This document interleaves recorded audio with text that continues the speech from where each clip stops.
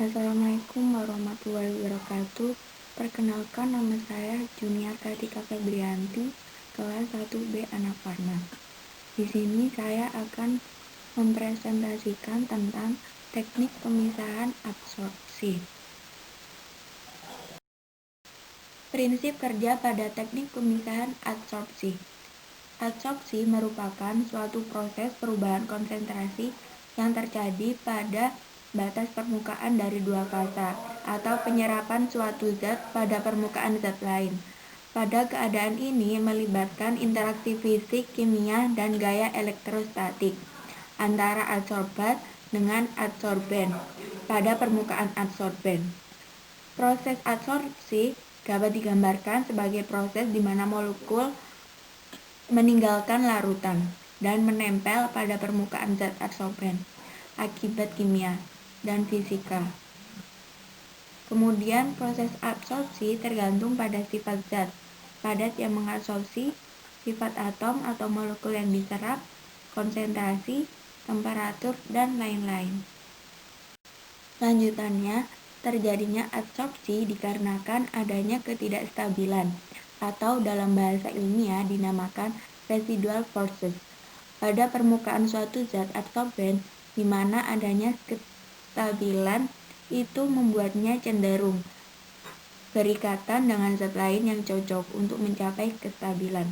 Maka dari itu, pada umumnya material adsorben memiliki gugus yang dinamakan dengan sisi aktif, di mana gugus ini berperan penting pada proses adsorpsi, yaitu dalam berinteraksi dengan molekul adsorbat. Selain adanya interaksi ini, adsorpsi juga bisa disebabkan karena keberadaan rongga atau pori pada material adsorben. Kemudian, material seperti karbon aktif dan zeoloid merupakan material yang berpori, yang memiliki luas permukaan besar di dalamnya. Akibatnya, adsorbat dapat masuk ke dalam pori dan memenuhi rongga yang ada, sehingga akan terjebak di dalam pori tersebut. Selanjutnya, material yang telah berada dalam adsorben dapat distabilkan posisinya dengan berbagai interaksi, seperti ikatan hidrogen, interaksi dipol, interaksi elektrostatik, interaksi van der Waals, dan lain sebagainya. Cara kerja yang pertama yaitu menggunakan teknik pemisahan adsorpsi dengan norit, yaitu yang pertama menimbang serbuk norit sebanyak 8 gram, yang kedua menuang minuman berwarna ke dalam gelas beker sebanyak 50 ml, yang ketiga menuang serbuk norit ke dalam gelas beker yang telah berisi minuman berwarna, yang keempat mengaduk sambil memanaskan larutan dan di waktu selama 10 menit, yang kelima mendiamkan larutan sampai terbentuk endapan, yang keenam menyaring larutan menggunakan kertas saring dan corong pisah. Kemudian cara kerja yang kedua yaitu menggunakan teknik pemisahan adsorpsi dengan zeolit, yaitu yang pertama menimbang serbuk zeolit sebanyak 1 gram, yang kedua menuang minuman berwarna ke dalam gelas beker sebanyak 50 ml, yang ketiga menuang serbuk zeolit ke dalam gelas beker yang telah berisi minuman berwarna, yang keempat mengaduk sambil memanaskan larutan dan di waktu selama 10 menit, yang kelima mendiamkan larutan sampai terbentuknya endapan, yang keenam menyaring larutan menggunakan kertas saring dan corong pisah.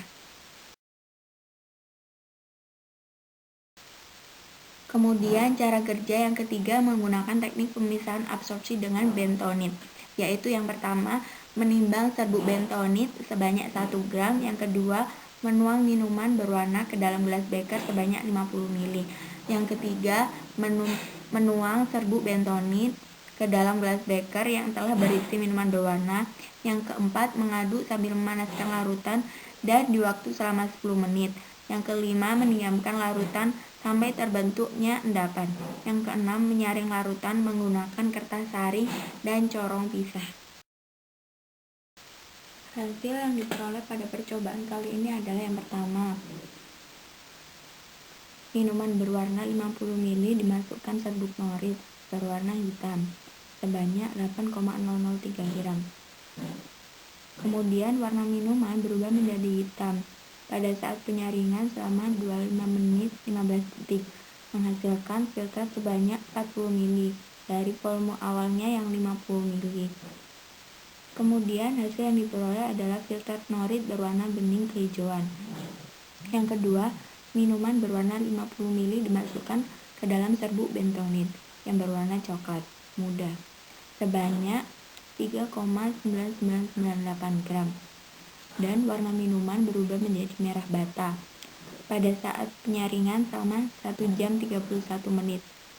Kemudian menghasilkan filtrat sebanyak 48 ml dari volume awalnya yang 50 ml.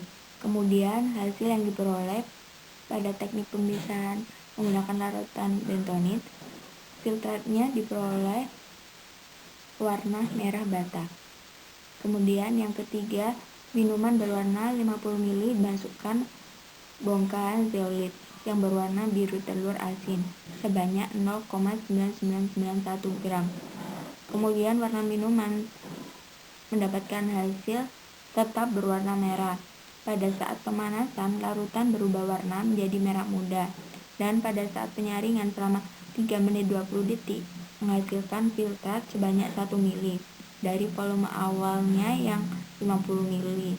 Kemudian hasil filtrat zeolit berwarna merah muda. Yang keempat, pada praktikum absorpsi yang berperan sebagai adsorben adalah bentonit, norit, dan zeolit, sedangkan yang berperan menjadi adsorbat adalah minuman berwarna.